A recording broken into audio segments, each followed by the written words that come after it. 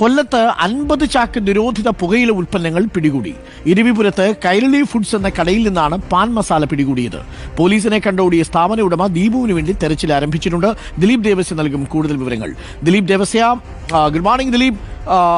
എന്താണ് സംഭവം? ഈ ചങ്ങാതി വലിയ താടിയൊക്കെ വളർത്തിയിരിക്കുന്ന ഒരു കക്ഷിയാണ്. ഇത് ആരാണ് ഈ ദീപു? ഇയാൾ കൈരളി ഫുഡ്സ് എന്ന പേരിൽ ഈ ഫുഡ്സിന് പകരം പാൻ മസാലയാണോ വിട്ടുകൊണ്ടിരുന്നത്?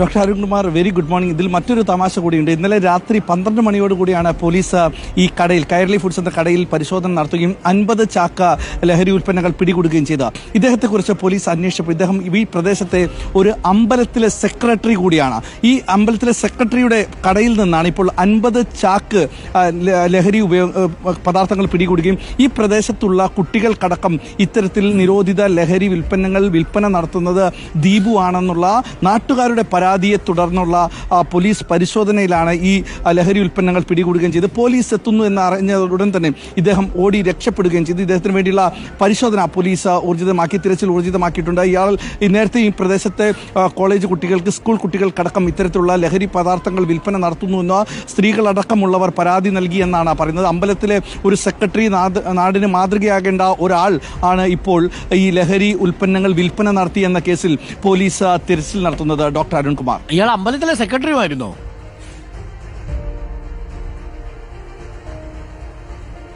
അതെ ഡോക്ടർ അരുൺകുമാർ, ഈ പ്രദേശത്തെ, അതായത് ഇരവിപുരം പ്രദേശത്തെ ഒരു അമ്പലത്തിലെ സെക്രട്ടറി കൂടിയാണ്. ഇയാൾക്ക് രാഷ്ട്രീയ സ്വാധീനം കൂടെയുണ്ട്. രാഷ്ട്രീയക്കാർ ഇയാളെ സഹായിക്കുന്നു എന്നുള്ളൊരു ആരോപണം കൂടെ നാട്ടുകാർ ഇപ്പോൾ ഉന്നയിക്കുകയും ചെയ്യുന്നുണ്ട്. പോലീസ് പിടികൂടാതിരിക്കുന്നത് അതുകൊണ്ടാണെന്നുള്ള ആരോപണമാണ് നാട്ടുകാർ ഉന്നയിക്കുന്നത്. പക്ഷേ പോലീസ് പറയുന്നത് നേരത്തെ തന്നെ ഇത് കമ്മീഷണറുടെ ഡെൻസ് ഓഫ് ടീമിലുള്ള ആളുകളുടെ നിരീക്ഷണത്തിലായിരുന്നു ഈ വ്യക്തി.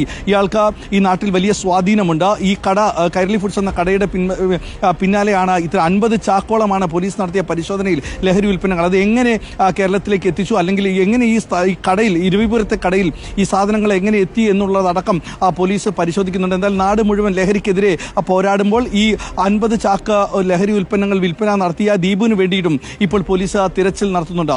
Doctor Arunkumar, okay, thank you. നമുക്ക് ആ ചിത്രം ഒരിക്കൽ കൂടി കൊടുക്കാം. ഈ ദീപുവിന്റെ ചിത്രം നമുക്ക് ഒരിക്കൽ കൂടി കൊടുക്കാം. ഈ ദീപു എവിടെയുണ്ടെങ്കിലും പ്രിയപ്പെട്ട പ്രേക്ഷകര് പോലീസിനെ പിടിച്ചറിയിക്കുക. 50 ചാക്കാണ്. ഇതാണ് ദീപു കേട്ടോ. താടിയൊക്കെ എടുത്തിട്ടുണ്ടാവും അല്ലേ? ഒന്ന് ആലോചിച്ച് നോക്കി. ഒരു അമ്പലത്തിന്റെ സെക്രട്ടറിയും കൂടിയായിരുന്നു എന്നാണ് പറയുന്നത്. താടിയൊക്കെ നീട്ടി വളർത്തി. ഈ നിപ്പ് കണ്ടാ പറയൂ, 50 ചാക്ക് പാൻ മസാല അടക്കമുള്ള ലഹരി പദാർത്ഥങ്ങളാണ് അവിടേക്ക് കൊണ്ടുവന്നതെന്ന്. 50 ചാക്ക്!